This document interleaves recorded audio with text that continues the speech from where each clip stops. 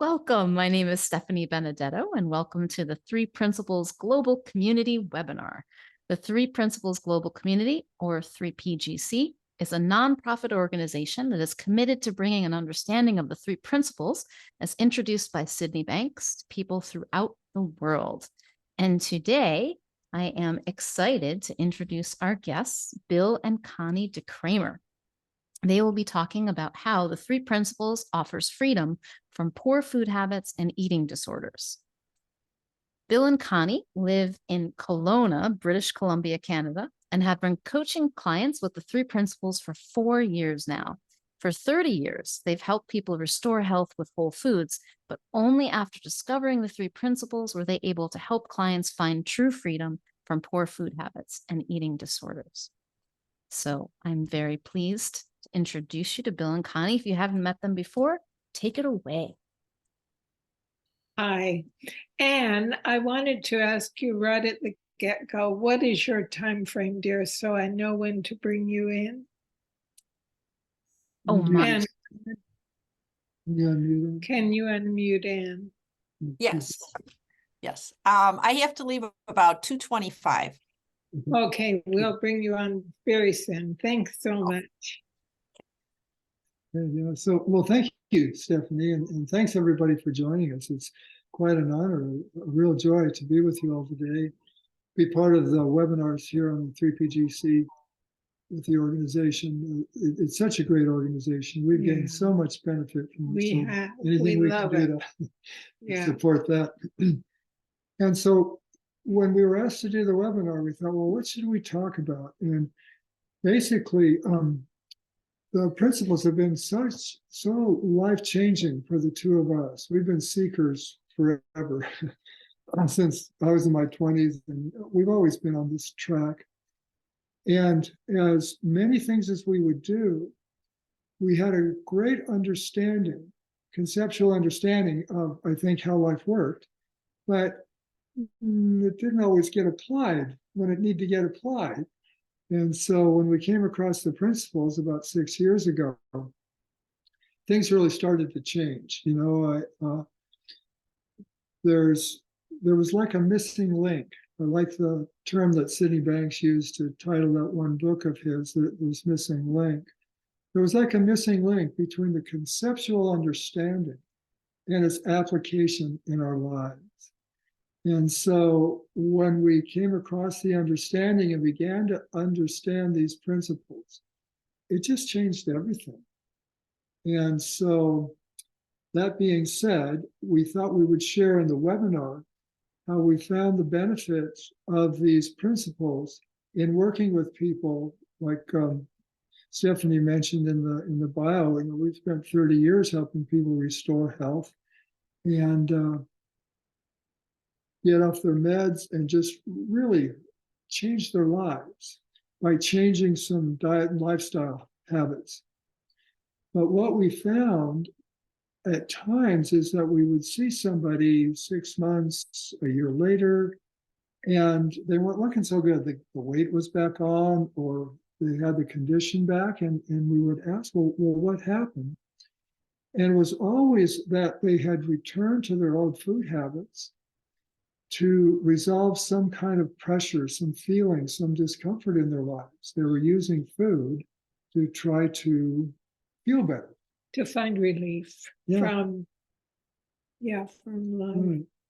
So we saw there was this mental, emotional piece that needed to be included if people were going to find lasting change in any kind of habit in their lives. And what we were dealing with was this relationship they had with food, habits they had to turn to food when they weren't hungry and they were looking to change feelings.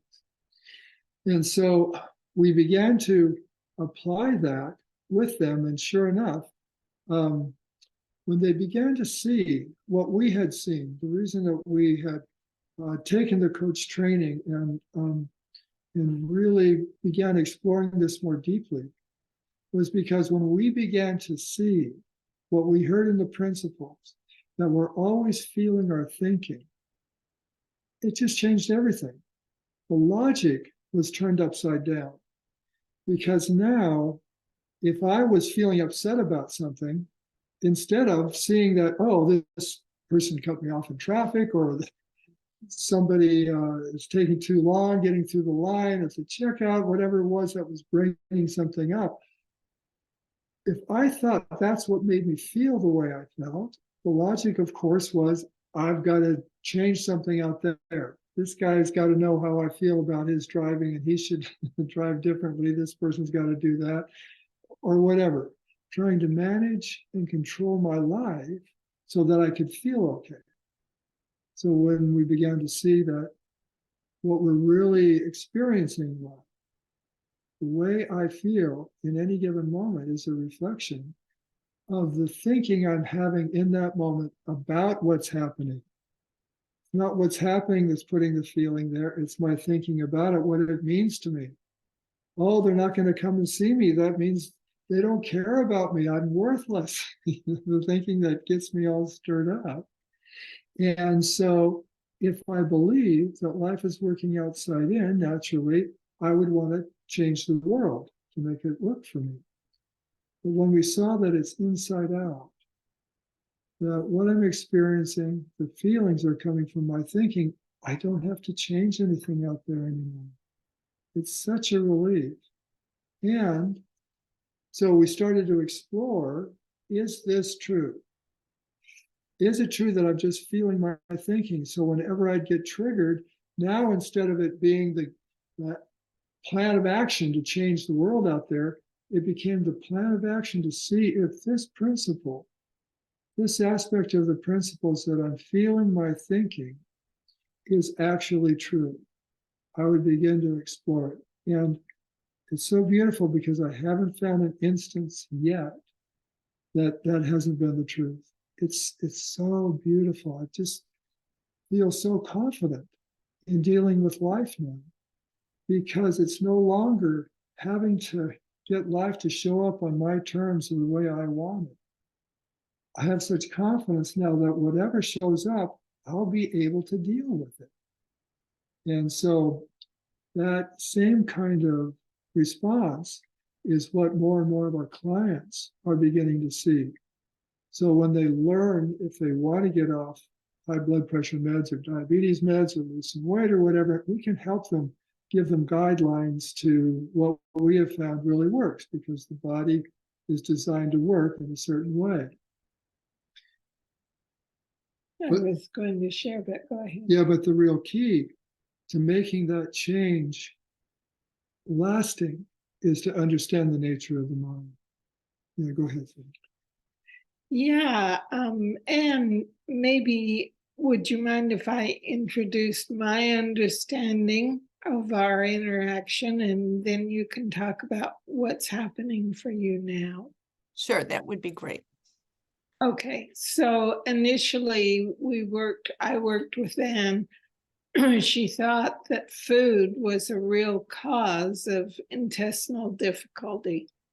And she was so great because she very quickly made adaptation, included more of the foods that would really make a difference, and things started to change. But there was a lot of emotion I noticed that kept arising. So we talked about, could this be something that the emotions were really affecting? And I remember asking you about, do you ever get angry? Because you're such a loving, beautiful heart person. And you would explain some things to me about interactions with people that I would have said something quite strongly, and you never did. So maybe you could take it from there and what you've discovered. Wow. Yeah, thank you. And I just feel so blessed by this community, but also to know Bill and Connie. I've known them for a few years, and I've followed them, so to speak, on YouTube and things. And I didn't really know they also worked with people about health and food. I knew they were in the 3P community and coaches and that kind of thing.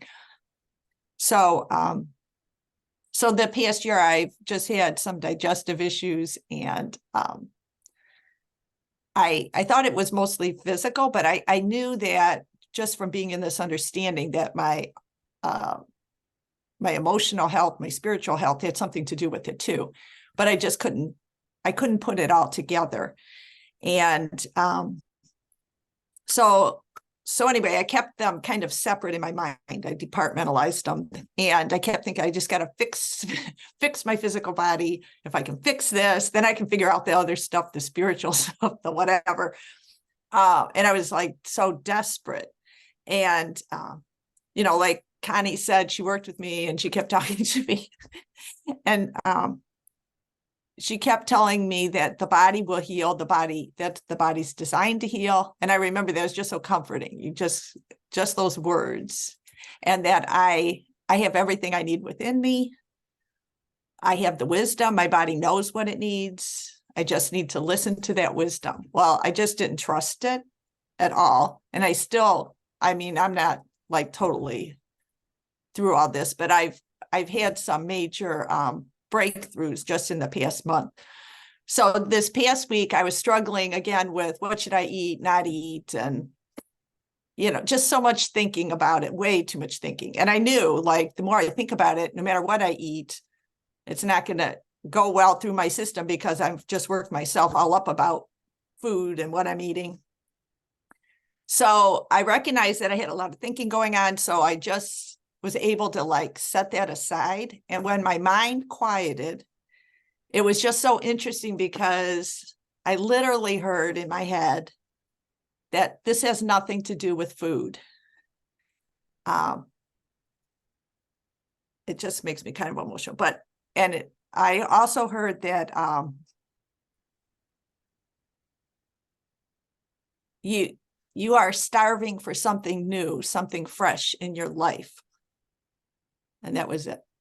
But it like stopped me in my tracks, literally, because Connie had said too to me, like, something's trying to come forth in you, and you just need to allow it to come through. And I just had so much fear to actually quiet down and feel it, I think. So in that moment, I knew that was such truth. And ever since then, I just feel so much calmer, just so much more at peace, because I know that was that wisdom that I've been thinking I have to find. And it was there all along, as Connie and Bill talk about all the time. So I feel like a slow learner, but anyway, so I'm just so thankful for both of you, and Connie, for you, for just encouraging me to just be there, to be there for myself, and just allow it to unfold. So Beautiful. Yeah, thank you. And did you want to say more, sweetheart? I don't want to cut you off. No, I could go on, but I'm just so thankful, to kind of be in the space, and I'm excited. Like, I hadn't felt hopeful. I kept telling Connie too, I felt so like there was no hope. Like I just didn't feel hopeful about life. I felt like I didn't feel hopeful about my body, but I don't even think it has anything to do with my body. It's just life, like I just had gotten myself in that place of overthinking and not seeing that I have the wisdom that you were just referring to, Bill. But now I just feel like there's hope, and that alone is just worth, even if my stomach or intestines never totally heal, I just at least feel more peace and love in my life. So for that, I'm thankful. So beautiful. Thank you so much. Thank So you. that's the kind of work that we do with the principles with people around health. And what we find again and again, it's not the food. The food is never the issue. Now, it doesn't mean that making a shift in the way we eat won't dramatically improve health. It does, and quickly.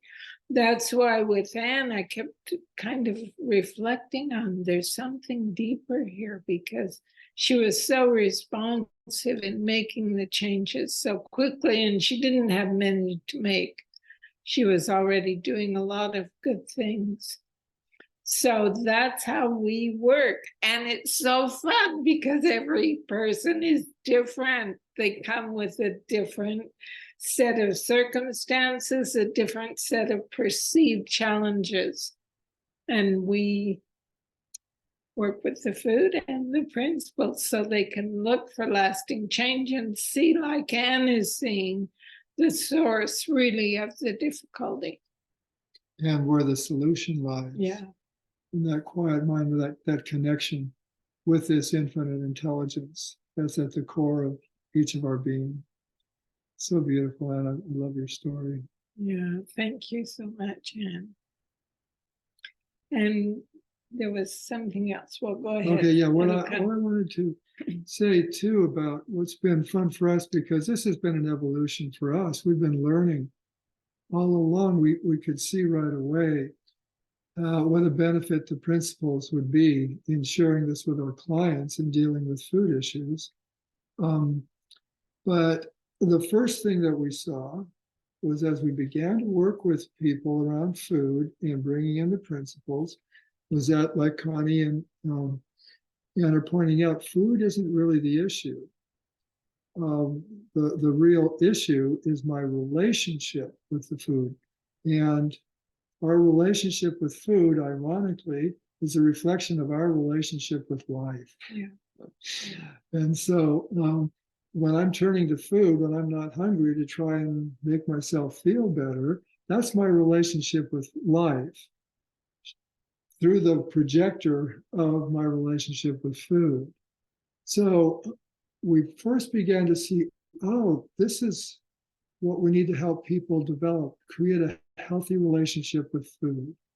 And people create a healthy relationship with food as they create a healthy relationship with life, which means they're beginning to understand these principles, that I'm always feeling my current thinking, my moment-to-moment thinking about what's happening. That's what is the whole foundation of what's going on and leading to the logic that I'm going to use to solve it. If I see that it's my thinking, then I'm going to look inside for the answer. If it looks to me like it's my children, my work associate, whatever it is, I'm going to be out there trying to change my world, and that never addresses really my experience on the inside, because I'm always feeling my moment-to-moment thinking. So we've been evolving with our clients this understanding and the relationship of ourselves with food. And it was interesting, as I was thinking about sharing on this webinar, what I realized last night is kind of cool. It's like any other relationship, a marriage, we have a marriage partner. At work, we have work partners. Each of us has a life partner from the moment we're born with food. We have a relationship with food. We have a partner. And if that's going to be a healthy relationship, we have to understand how life works. Otherwise, I'm going to be using food in the same way I can try to manipulate my partner or my work associates or whatever to get what I want. I understand that what I'm always wanting is a sense of peace and well-being that is at my core. Then if I'm disturbed, I'm not looking out there to change it. I'm not looking to food. I'm looking to, what do I need to do to settle down? So that's how it's worked for us. And it's been such a joy to work with so many clients like Anne, who resolve some of the issues that they have around food or physical condition. But more importantly, they're beginning to relate to life. And Anna, I think it was you who said you actually began to find an improvement in your marriage. Yeah, I think she's left, but she did say that she became quite needy wanting her husband's support in all this emotional that she was experiencing, and she began to see who he really is and love him for that. She let go more and more of the neediness that was there. And so it's been a real joy to see that every difficulty that arises in our lives, and so many people come to us with difficulties around food, health, or weight. Every difficulty is a doorway that's wanting to pull us back into understanding more and more of who we really are. And what more fun is there than having a relationship with others on this journey to discover this awesome capacity that we have to experience life in such fullness and joy. Yeah, we have a question. We'd love to hear. Yvonne, Question. hello, nice to see you again. Hi, Bill. Hi, Connie. So nice Hi. to see you too. And I'm jumping on the bandwagon to say hallelujah to Bill and Connie. They are participants on the Heartfelt Presence Zoom room, and I was too, and I had the hour after Bill some years ago. And when I came in some 10 minutes before my shift started, he was talking to someone about relationships. And I had read George Pransky's The Relationship Handbook some 10 years earlier. I read it a couple of times. But those 10 minutes changed my whole experience on the topic of relationship, thanks to Bill. And I hear it now, the relationship with life. What happened to me was that suddenly I saw that my most important relationship is with my own thoughts. And as Bill say, with my own life. It's the same. Because it's everything is starting there. My relationship with food, with partners, everything is starting with my relationship with my own thoughts.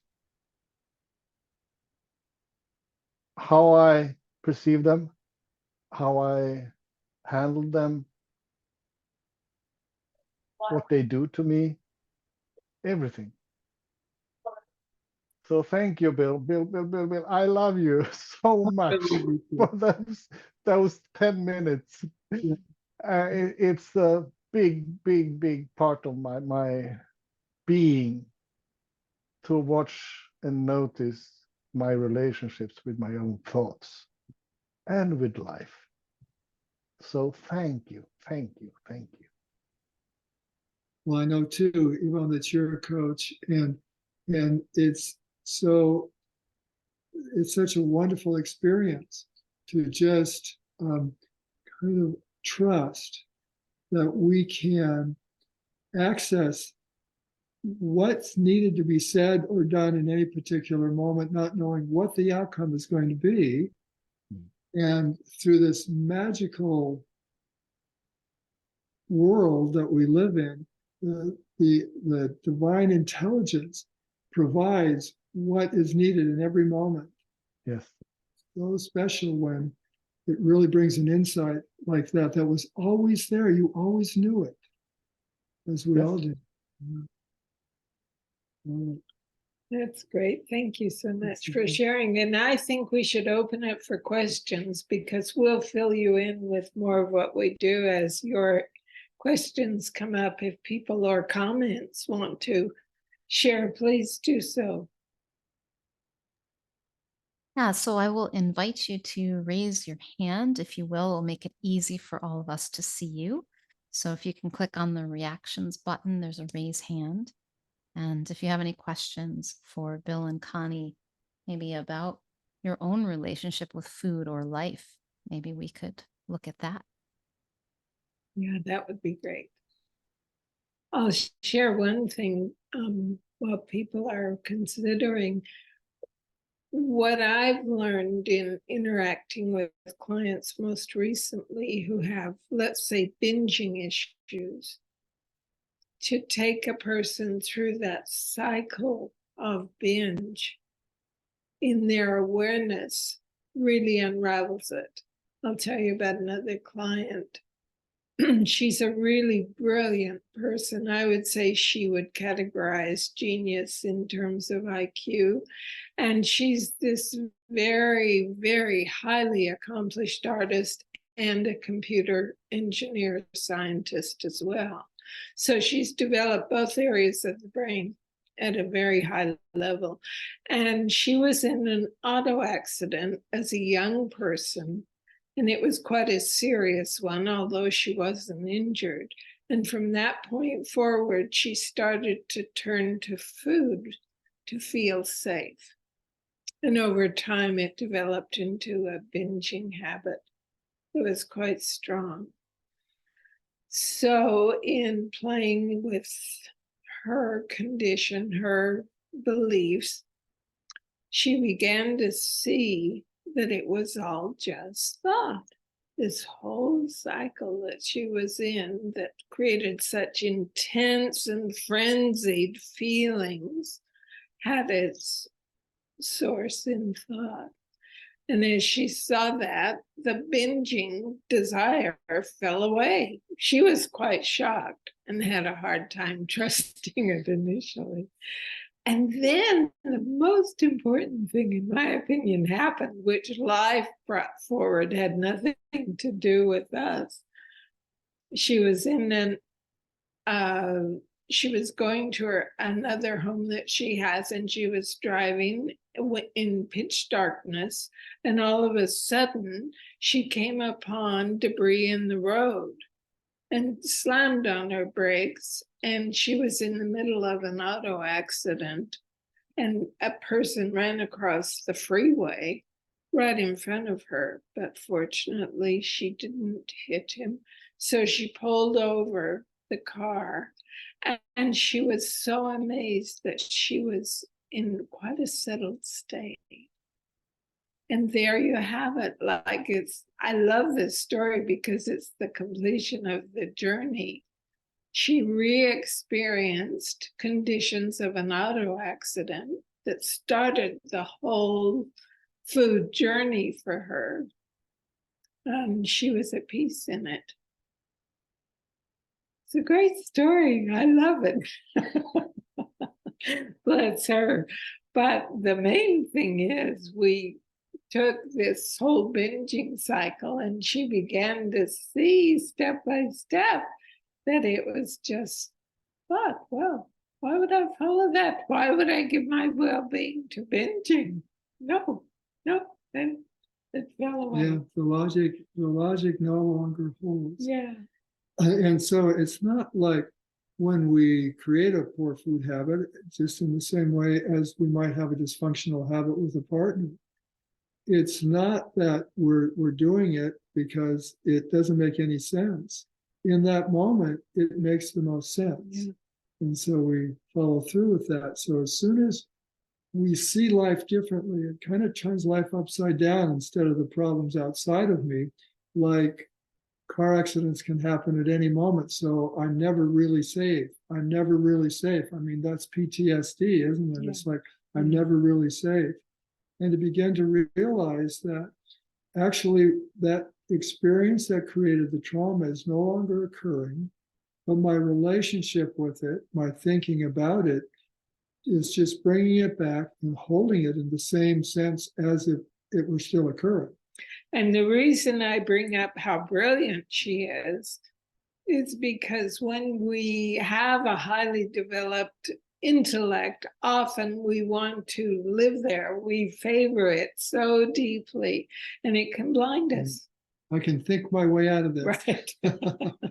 Right. Richie has. No, hang on, let me just finish what I'm saying, if that's okay. And so I guess I've forgotten what I was saying. Richie, you talk to us. Well, I was holding back, figuring there'd be people with questions, because I'm just another member of the Bill and Connie fan club here. I had been into the principles not quite 2 years, but I guess my motto was, whatever the problem, love is the answer. My motto was, whatever the problem, food is the answer. And as I was thinking about chatting with you, it's like I couldn't imagine. Probably, when did I start working with you guys? About 6 months ago, maybe not even that. Yeah. I couldn't imagine going a day without some form of junk food, some kind of cookie, some kind of something.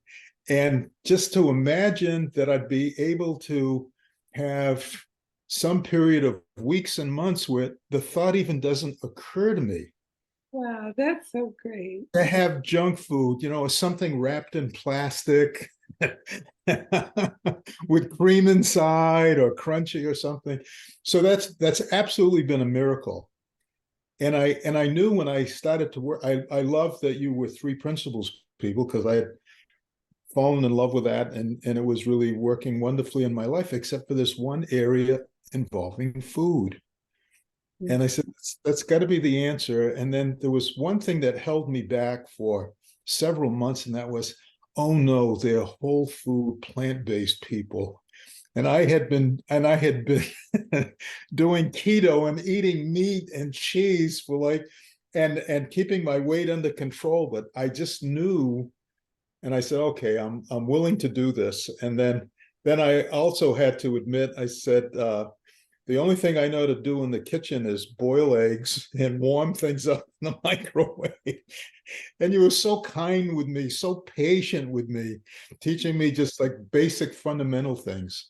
But the idea, there was one call, I think it was with you, Bill, that I was having one of these moments where I couldn't deal with my feelings.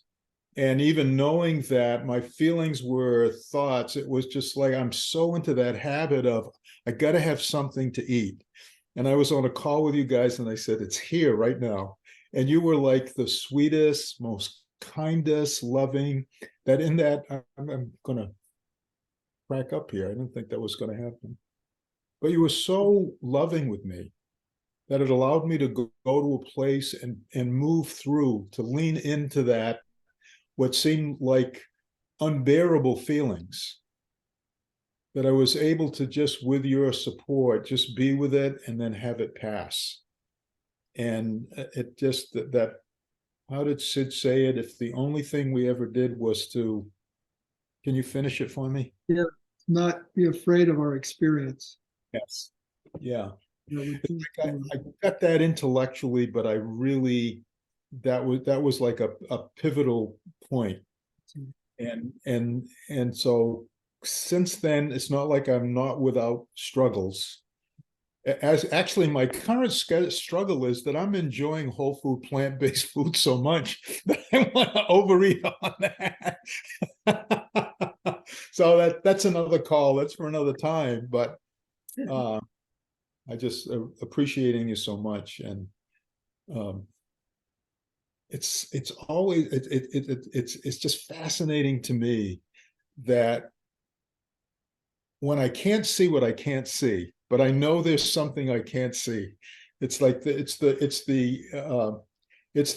a while it was the unknown unknown, and then it becomes the known unknown. I know this is the problem, but I can't intellectualize. I was hoping the story about the brilliant person would be about me, Connie. I would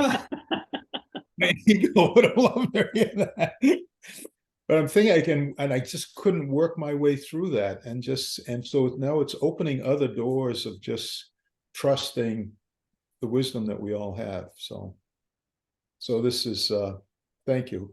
Maybe there's a question in there. Maybe there's something you can respond to, but I appreciate both of you so much. And now I'm becoming a cook. I mean, next thing you know, I'll have my own YouTube channel. Good. you never know. But I love what you're bringing up, Richie, because that quote from Sid, or at least attributed quote to Sid, that if we only learn not to be afraid of our experience, that would change the world. Now, what turns that fear upside down is when we begin to see that it's not the world that's creating my experience. If it's the world that's creating my experience, I often think about that centuries ago when everybody thought the world was flat. And if I believe the world is flat, I don't have to think about it all the time, but it's always in the back of my mind. It's always on my radar because I don't want to go too far in that direction or off the edge and who knows what. So there's always some underlying anxiety, some fear there.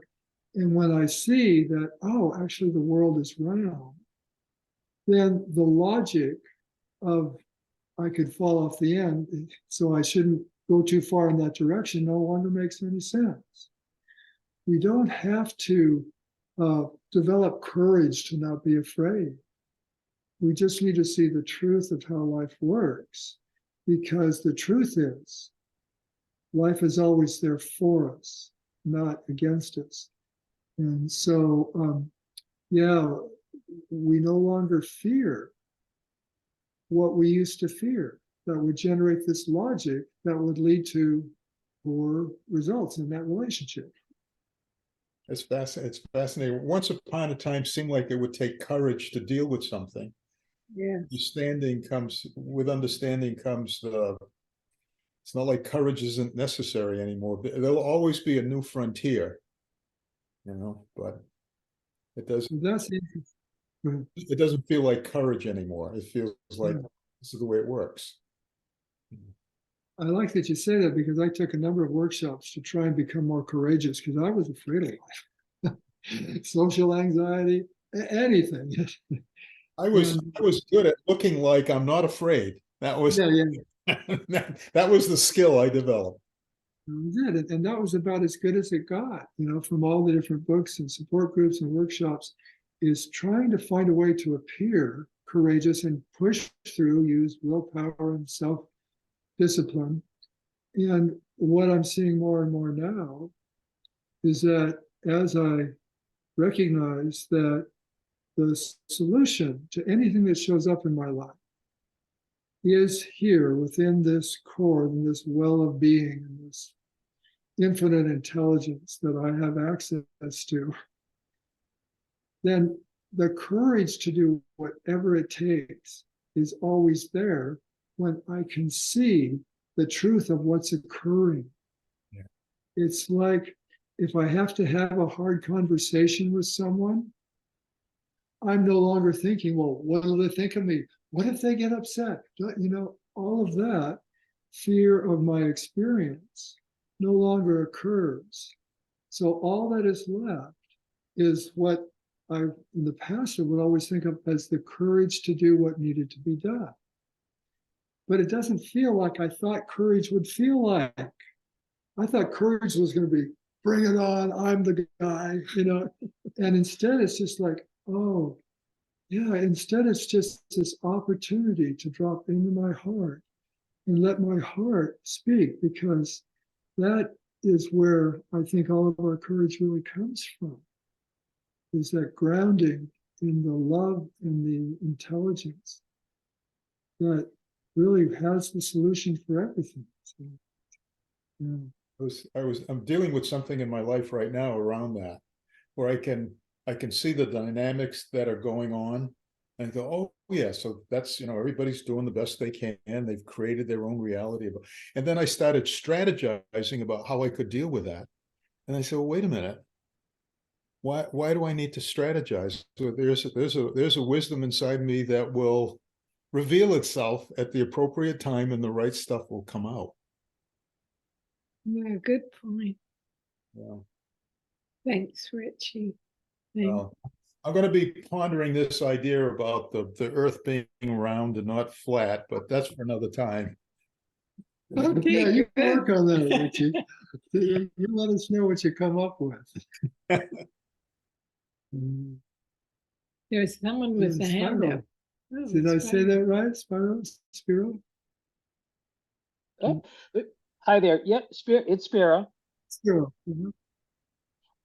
First of all, when I got the email about this topic and this Zoom session, I said, "Oh, damn it, this is the perfect time," because food's been a mega problem of mine for as long as I can remember. I'm 58 and, thinking about it, looking back. And, last night I tried to read a chapter or so of Sid's, and I was reading A Second Chance, and you and others, and I have to remind myself, it's like I have to keep hearing it and learning it, that there is no one that your level of consciousness will keep going and going and learning. And when you said, you basically get my relationship with food is a reflection of my relationship with life, I was like, because you're absolutely right. As a teenager growing up, as a young kid, I was very ill, and I don't know what that was related to, because a lot of my medical files and things that my parents, they're all gone, so I have no idea what the issues were. But my mom, being a nice Greek mother, said a fat baby is a healthy baby, and so food was always, something that is a substitute for love and care. And so I've picked that up my whole entire life. Fast forward, and then accepting myself as a gay man, that led to more issues and more food issues and more binging, until finally dealing with it. And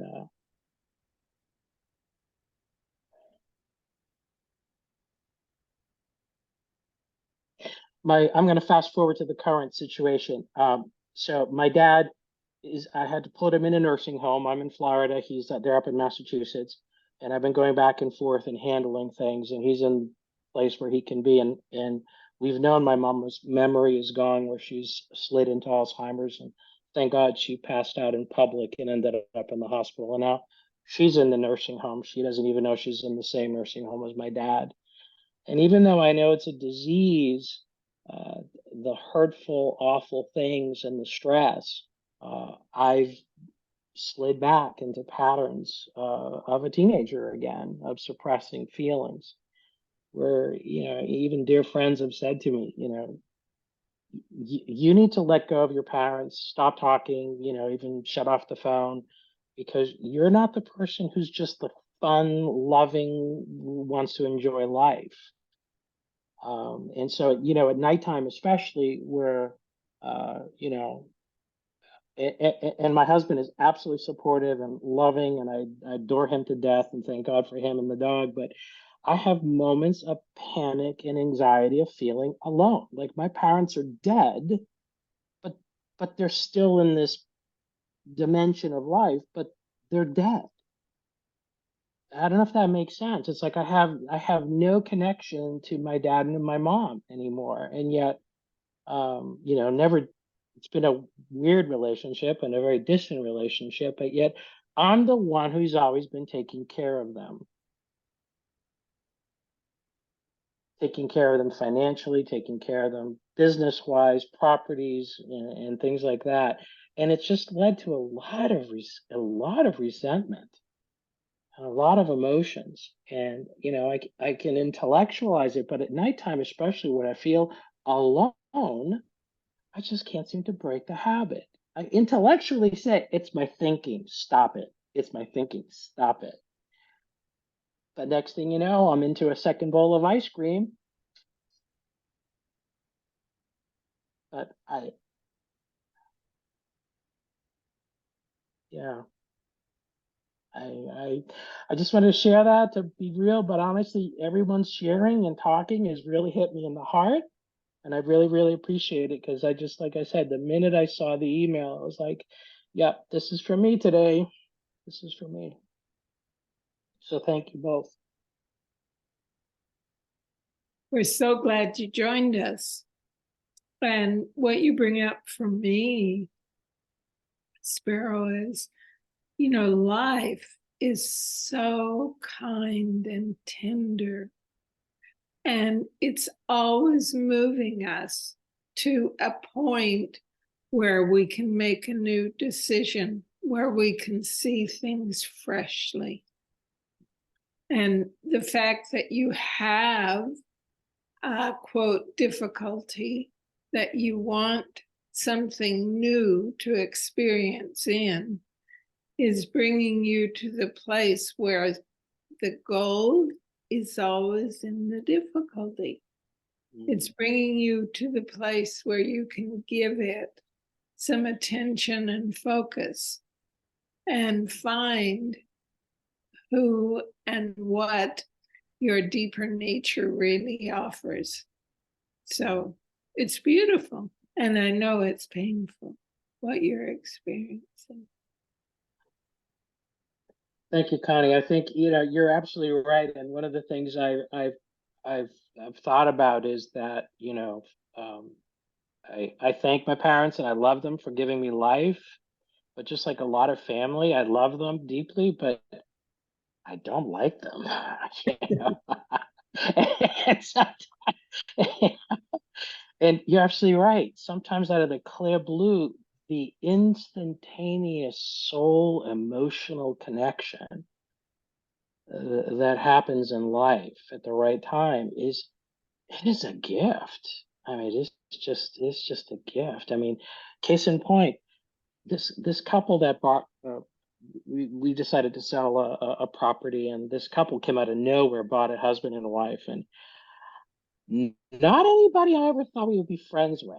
I mean, we've become so close, and they have been constantly reaching out every time they know, changes with my mom and my dad, constantly checking. I know it stinks. I know it's awful. Are you okay? And so, those are gifts, and I'm thankful for it, because you're right. Sometimes through trials and just sharing that, I'm amazed at,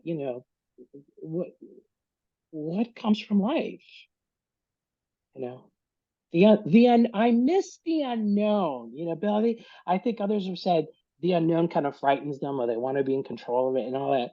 I lean into the unknown. And yet lately I feel like it's like there's like losing of breath of not wanting to enjoy into the unknown. And that just, it pisses me off at the same time. Well, you bring up another point for me.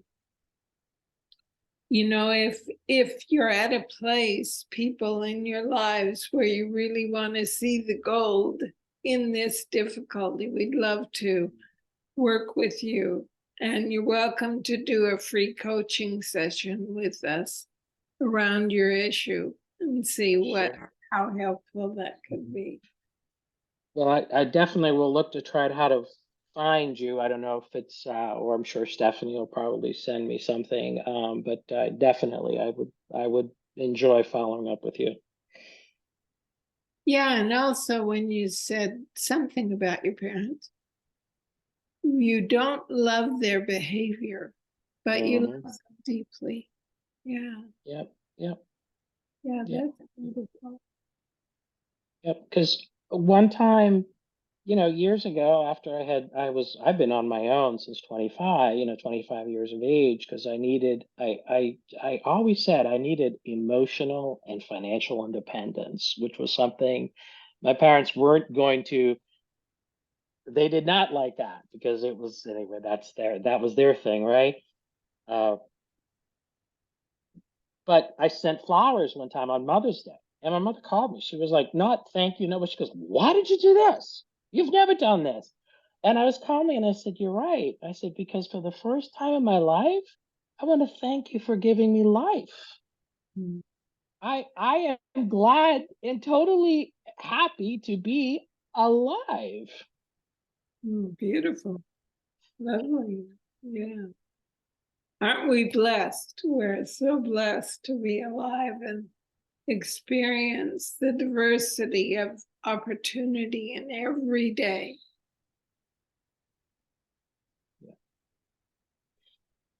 Thank you both. Appreciate it. Thank you for sharing. And so I'll just, if anybody has any questions, just raise your hand. Happy to chat some more. But yeah, coming back to good, we've got another hand up, Eva. We've got a few more minutes. Let's take that question. Is it Eva or Ava? Either way. Okay. It's Scandinavian. Yes. Yes, okay. I have been diagnosed with the chronic fatigue syndrome. And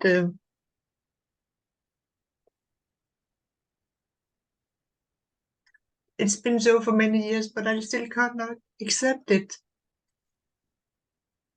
So, according to food, I sometimes tend to use food for getting energy, though I know it's not helping. And especially sugar.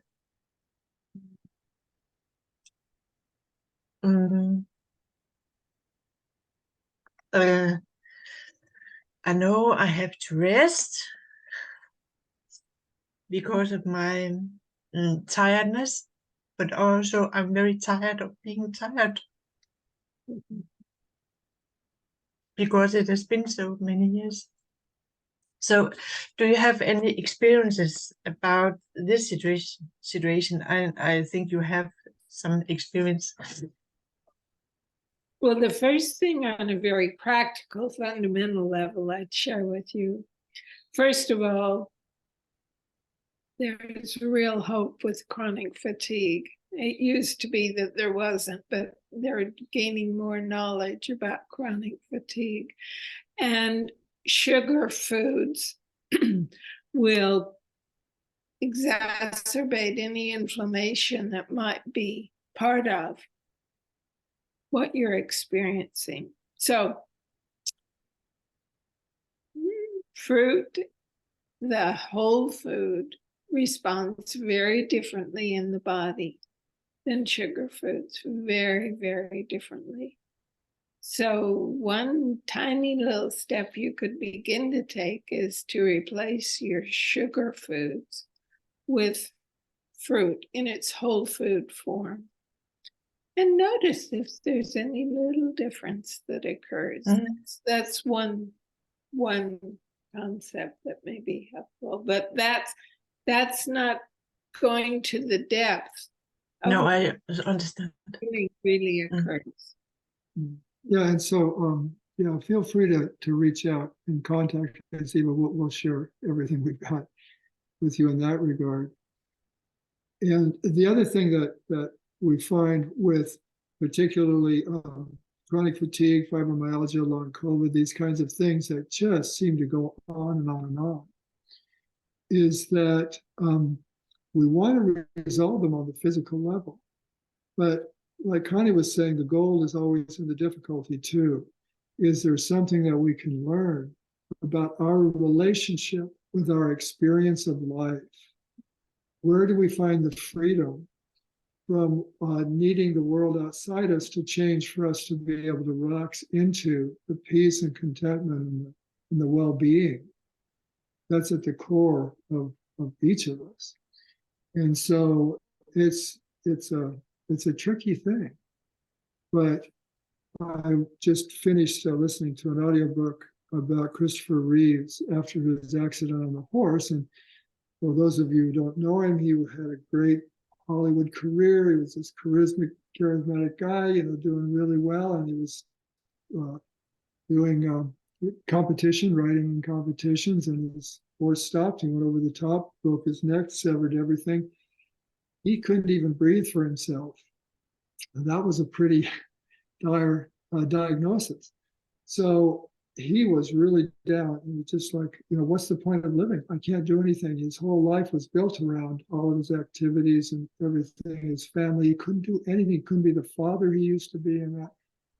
And what I found inspiring about the book is that he had lost just about every possibility to contribute to the world in the way that he had in the past. And yet, he began to learn how to relate to life in a new way that actually brought him more fulfillment than he had ever had in all of the great achievements and all the fulfillment he had and all the achievements that he had and all of the rich relationship that he had with his kids. It was beautiful to me to point out how it's not our circumstances that provide us with the experience of well-being.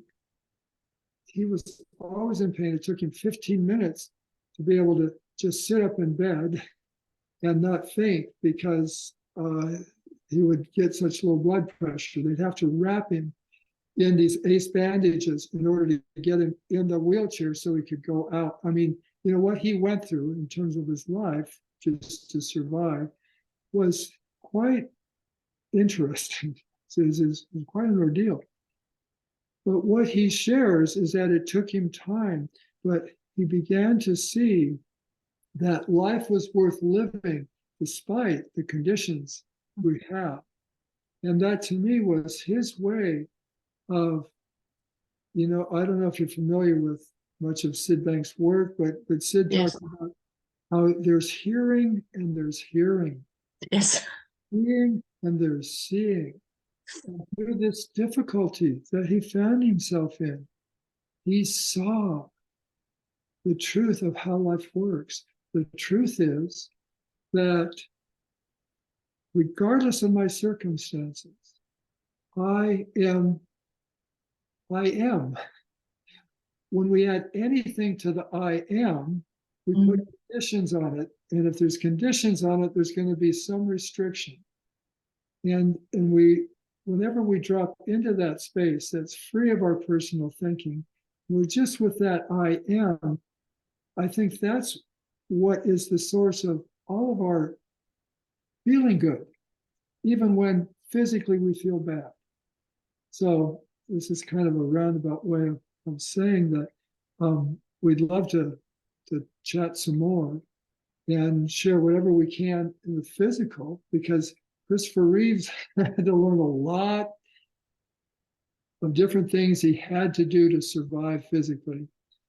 And yet that deeper realm of our relationship with our thinking, the relationship with life, is what we're all looking for.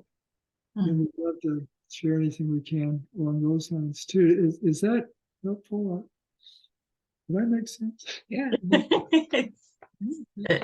According to contributing, I have been doing some thoughts about that, because I can't do what I've done before. That's why I got sick. That's why I had to. I've been working so much. I've been pushing myself. I know. So wisdom is showing up, encouraging you in all of its loving kindness. Although there's pain experienced, would you say that this encouragement to change what hasn't been working is actually a beneficial opportunity in your life? Yes, I can see that now. I've been resisting for many years. That's the source of, I think, all pain is our resistance. Yes. The friction that's generated trying to go against the flow. Shouldn't be this way. That friction. No, exactly. It shouldn't be this way. No, thank you. Sure. And one thing too, you know, when I've had pain in my life, it didn't feel great, certainly, but I've found it's one of the greatest teachers that I've ever experienced. So now I'm at a place in my life where I welcome everything. It doesn't matter what it is. I'm here and willing to respond in the best way that I know. Yeah, because it's all a gift. I see it all as a gift. And I didn't used to, for sure. Thank you. Thank you. Yeah. See, we're at the top of the hour here. Any other questions? We can stay on for a few moments if there are. If not, we've loved being with you and we've loved your sharing. Oh, here's a question. Lois, how do you say your name? Loes. Lois. Loes. I like Loes. Netherlands. Yeah, Netherlands. Great. Yeah. I was curious because in the Netherlands, I work with eating disorder called anorexia. I don't know if you know that in the States. Yes. And I was curious if you also have experience with that eating disorder, especially with because I work with families. So I talk to the parents. I talk to mostly they are young children who has that eating disorder. And I would love to hear your experience with that if you have some. Well, you know, one thing I want to ask you is what have you learned that you can make application of the principles to people with anorexia? What have you? Oh, yes. Oh, I have when in 2013 my youngest son got an eating disorder, anorexia, and in my youngest year when I was 18 and now I'm 55, so that's a long time ago, I also had an eating disorder. So when my youngest son began to struggle with food and with eating, and he was not eating.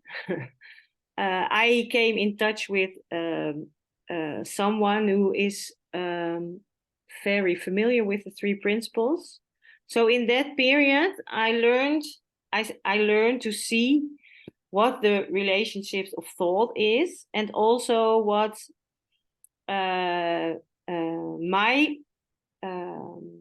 me as a mother, my thoughts about my son. When I saw that I created no, I say it different. When I saw that the eating disorder wasn't real, I don't know how to say it. Well said. Yes, I didn't take it seriously, his eating disorder. So there was a shift in me, and then he changed. Yeah. So there is seeing and there is seeing. So I started to see different, and my experience changes. Also, my experience of my son changed. My totally my son changed because he is only in my experience. Sure. So that insight I take that with me in my coaching the families. Well, but, yeah. I'm very impressed with what you've seen, and you're making application. With the families, are you able to make application of the principles at some point? Sometimes, but the difficulty of the challenge is that there are more, how do you call that? People who are treat the and are helping the family. So it's a team, and I'm one of the ambulant helpers. Yeah. Yes, and the other helpers, they come from the 180 degrees other. Yes, so I can't go fully into the three principles, because then I bring a lot of confusion in it. So I only can be there with my grounding, and I can only hope, and I see it work, because one family I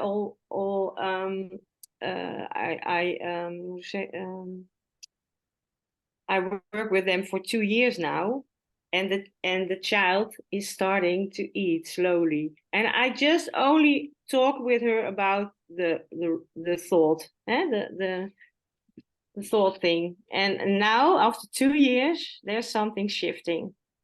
Yeah, beautiful. Yeah. I would love to share more. Maybe you have something, but if you would connect with us, then we can talk. This is a little broader topic than we have time for right now. Yes, But that's good. I love what you've experienced and what you're doing. So if you just connect with us, we'll get together and talk further. Yes, I love that. Yeah, I do that. Stephanie put our website in the chat if you want to Yes. Oh, yeah. copy that. That you can contact us that way and we can get Yes. you. Yeah. Okay. Thank you. I think we need to go now. We have another meeting. Okay. But thank you all so much. We'd love to share more and we'd love to hear from you more, what you're dealing with individually.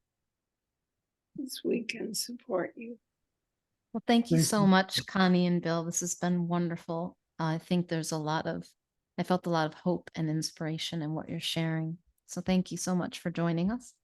And just Yeah. for anyone who'd like to tune in to the next presentation of our 3PGC webinars, that's happening on Tuesday, October 31st at 2 p.m. Eastern with Lynn McWright and Teresa Walding on health and healing in harmony. So hope to see you then. Thank you so much, everyone, for joining us, and have a beautiful rest of your day. You too. Thanks so much. Thank you, Bill. Thank you, Connie. Bye-bye. Thank you. Bye. Bill, thanks, Connie. Sure. Thank you. Goodbye.